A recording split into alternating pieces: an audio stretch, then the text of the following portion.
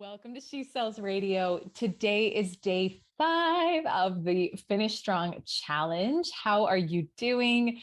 Have you been following along? Are you jumping in now for the first time? Wherever you are in your journey, I am so glad you're here, and I want to help support you in really finishing this year strong.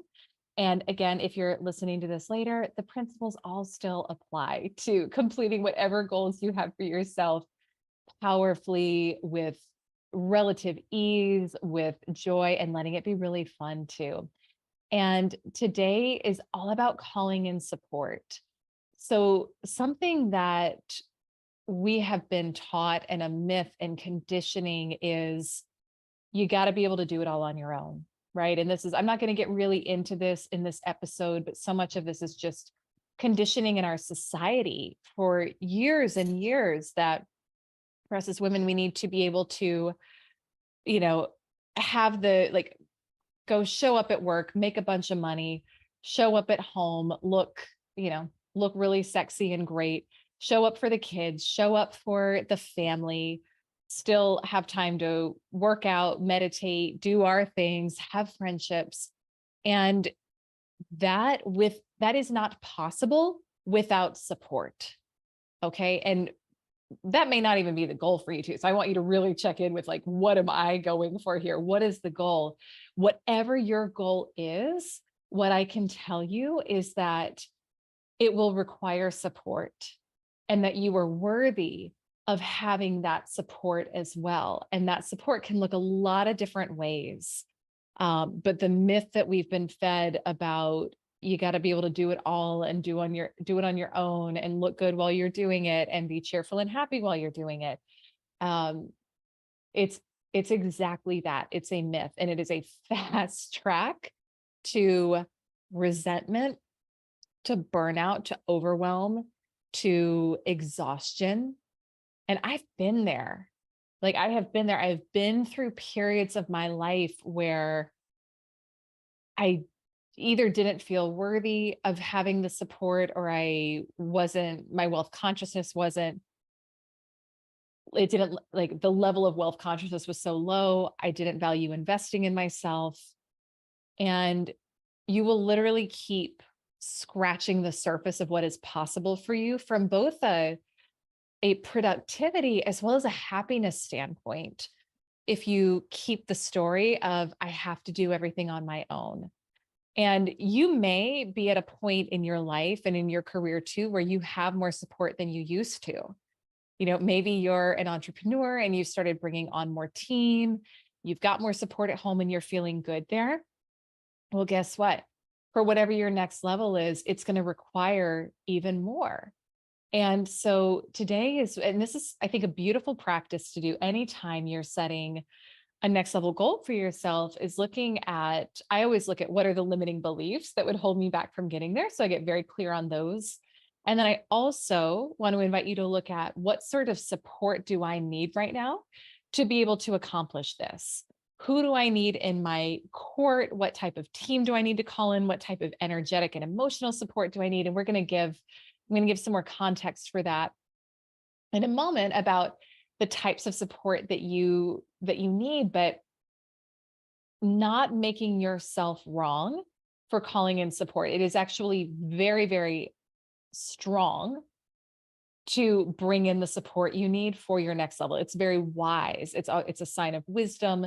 It's a sign of worthiness, of, yes, I am putting the right pieces and players in place to be able to accomplish this goal, and I am worthy of it. That's part of how we bend time and space, is we have the right people and team behind us to help get the stuff off our plate that's not in alignment, and to lift us up, to give us the energetic, emotional, and time freedom to go do the things that are going to actually help us accomplish the goal. So women who get things done, whatever your version of your goal is for this challenge to complete, whatever the thing is that you want to have completed, done, feel so good about by the end of this year, the woman who does it, the version of you who does it, she's going to have support, and she's going to feel really, really worthy of it. So with that, I want you to just think about whatever your vision is, whatever your goal is for this challenge. And then think about, if I could have it anyway. So again, if there were no consequences or limitations, what type of support would I call in for this vision? Who do I need to bring in for this? And this can look a number of different ways. Support can look a number of different ways. It could be, what team do I need? Do you need to bring on a new assistant? Do you need operations, like a high level operations person, now getting them up and onboarded and all that in 60 days? That it may or may not be that time frame, but either way, make the hires now, bring the team on now to support your goals, not just for this year, but for future years as well. Do you need more team at home? Do you need to bring in a personal assistant? Do you need to bring in a nanny or more help with the kids? Do you need to bring in someone to help run errands for you? Do you need to bring in meal delivery or private chef service? Like, really looking at, we talked in one of the earlier days of the challenge about clearing distractions and almost doing like a cleanse to get energetically ready for the challenge. Now it's about, who and what do I need to bring in so that I am supported in accomplishing this? So really looking at all the different areas of your life, in your business, maybe you're not an entrepreneur, maybe you're working for a corporation. It doesn't mean you don't need support. It doesn't mean you don't need help, whether that's an assistant, whether it's help at home. Think about, what are the things that I find myself doing that are energy draining, where I resent them, where I feel like they're not the best use of my time, and always look at, does it actually need to be done? If it does, well, who else could do it? Right. So really looking at that. And then also looking at, from a support standpoint, do you need emotional support? Right? Whether it's emotional support for you to go after your goals, whether it's emotional support from an accountability partner, from a friend, like, what do you need? Do you need more support emotionally? That's something that I've learned to get better at with my husband, especially in this pregnancy, where it's like, I have had days where I have not felt like myself. And my energy levels, although as I record this, we're still second trimester and it's still pretty good.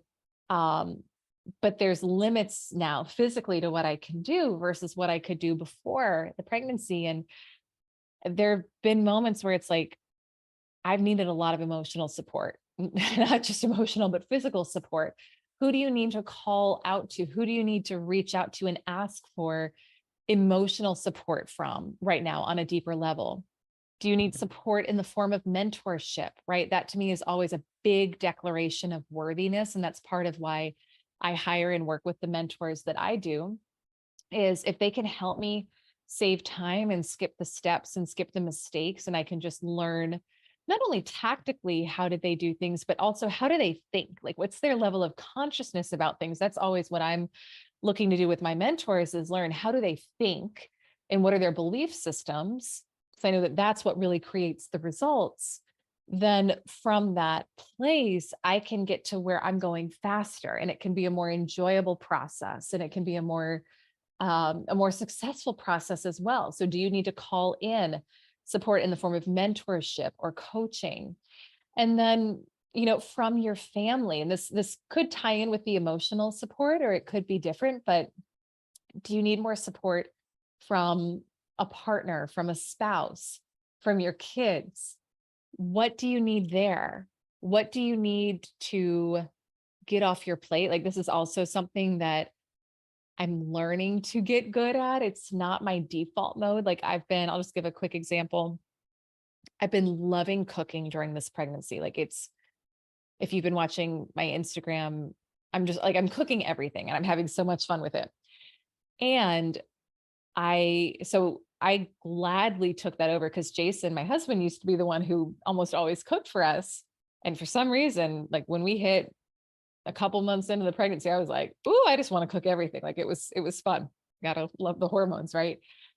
And in the past week or so, I haven't really felt like doing it as much. And I don't know, maybe TMI, maybe not, but I've got this like really intense sciatic nerve thing going on where it like by midday, like it hurts to stand. So thank goodness for a chiropractor that I'm going to go see next week, but it physically hurts to stand up and do that work in the kitchen. And so I've gotten to kind of humble myself because there's still a part of me that really wants to like be the perfectionist and check the box and say, yes, like not only did I go crush it at work today, but I also went in and cooked this really good meal and kept a smile on my face while I did it. And I'm learning how to release that need to to check that box, because frankly, not only is it physically painful to do that some nights right now, but I don't really feel like doing it right now either. And so, do you need more support at home in a certain area? Do you need something taken off your plate? Do you need, it could be, again, it could be the emotional or it could be something tangible, but what support do you need? And the bottom line with this is just remembering you are worthy. You're worthy of what you want, and you're worthy of the support to help you get there. And the sooner you can get really good at calling that in and saying yes to that, um, the sooner you can, the more joyfully you can accomplish your goal as well. So that is day 5 of your challenge.